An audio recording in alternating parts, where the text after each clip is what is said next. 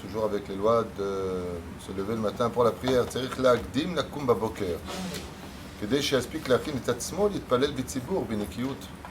Il y a lieu de se lever en rapport avec le fait de préparer notre personnalité, d'être propre, de nous laver les dents, de tout ce qu'on a à faire, de mettre nos habits, bien sûr, de prier Birkat HaShachar Babayit. Les Sfaradim ont fait les Birkat HaShachar et Birkat HaTorah à la maison et non pas à la synagogue, comme l'ont fait nos frères Ashkenaz. Mamash aussi Metzekacha. Surtout qu'on a des versets à dire quand on sort de la maison, Bezrat Hashem. Que même sur la route, il peut préparer les Shem Yachud Kucha Berichou. On n'a pas le droit de parler de livret Torah, de prière, tant qu'on n'a pas fait les Birkat HaShachar, les Birkat HaTorah surtout. La reine à la maison, si tu te lèves en retard, ou alors que tu te donnes un temps un petit peu trop restreint, tu risquerais de les alzel, de prier trop rapidement, alors que la prière, elle doit venir du cœur.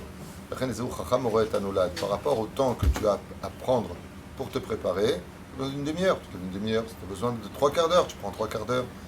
Le fait de se préparer pour la prière, ça fait partie de la prière elle-même. C'est rien que pour ça, on a aussi un salaire, parce qu'on se prépare pour la mitzvah. À quoi ça ressemble un petit peu? C'est toujours cette sorte de chausse-pied qui permet à la personne de marcher toute la journée. Eh bien, il faut savoir qu'il fait partie de notre vie intègre. C'est-à-dire que sans nous, on ne pourrait pas avancer. La préparation à la prière, c'est déjà la prière elle-même. Plus que cela encore. Comme je me prépare à la prière, je prie. Je veux dire qu'à Bichlal, que la préparation que nous avons moralement, psychologiquement, est très importante. Par exemple, la Gemara nous dit Chassidim ayu shoyim sha'achat. 1 heure avant la prière, il se préparait à la prière. Alors tu vas dire, attends, mais c'est compliqué de se préparer à l'avance. Alors Rav Yitzhak Yosef, il ramène comme un mamarim du Shulchan Aruch. Il dit, Bichlal, combien il est important même d'étudier avant la prière. De se donner au moins 5 minutes de moussar ou de halachot avant même la prière. Pourquoi? Pour avoir plus de force pour se prier à Kadosh Baruch Hu.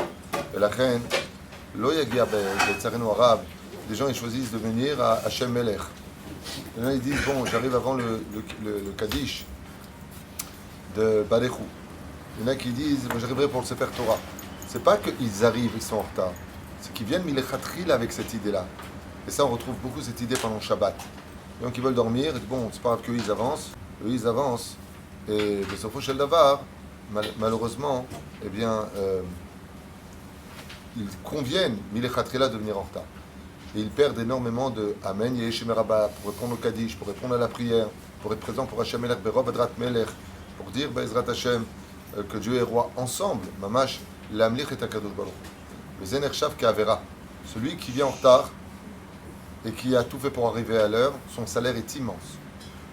Et les gens de la synagogue doivent faire attention de ne pas se moquer de lui, de ne pas lui faire avec la montre style regarde à quelle heure tu viens. C'est vexant, ça ne sert à rien et ça démontre que tu n'as rien à faire de ta vie.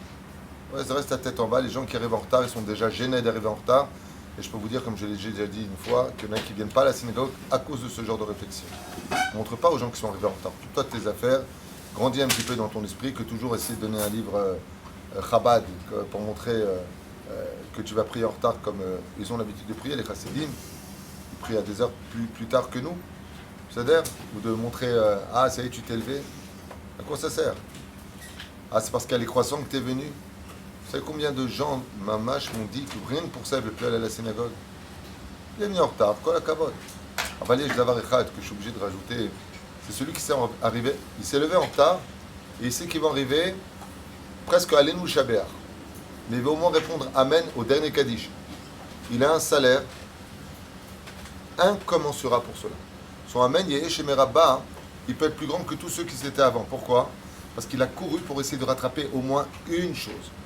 Les Foum Tzara Agra, quand il y a une misirut nefesh d'une personne qui n'en a rien à faire de venir en retard, de ce qu'on fait, ce qu'on fait pas, ce qu'on dit, ce qu'on dit pas, ce que je peux attraper, j'attrape parce que mon emploi du temps ne me permettait pas.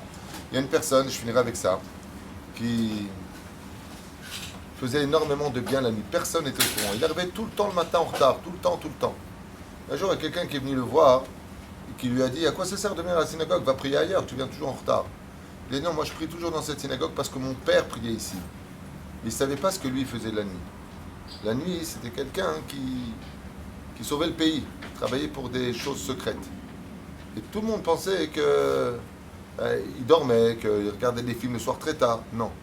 Il risquait sa vie pour des missions périlleuses. Quand il arrivait en retard le matin, eh bien c'est tout ce qu'il pouvait attraper. Parce que son père est pris dans cette synagogue, il ne voulait pas prier ailleurs. Et nous on se permet de juger, et pourquoi tu viens en retard, tu devrais venir un peu plus tôt. Occupe-toi de tes affaires, reste à ta place. Et au contraire, Baruch Hashem, encourage. Comme je vous l'avais dit une fois à Armona Nativ, il y a une personne qui habitait loin. Il venait tout le temps dans notre synagogue. Un jour, il vient me voir après 1 an. Il vient me voir et me dit, tu sais pourquoi je viens dans cette synagogue? Je vous affirme comme ça, il me dit. Je sais pourquoi, il me dit, parce que chaque fois que je rentre, vous me faites un signe de la main avec un sourire en me disant bonjour. Je lui dis, Nachon, mais je le dis à tout le monde. Il me dit, quand je vais ailleurs, j'existe pas. Tu as monté à la Torah, tu as besoin de quelque chose, considération, pas chariat, considération, ça aussi ça fait partie des halachot.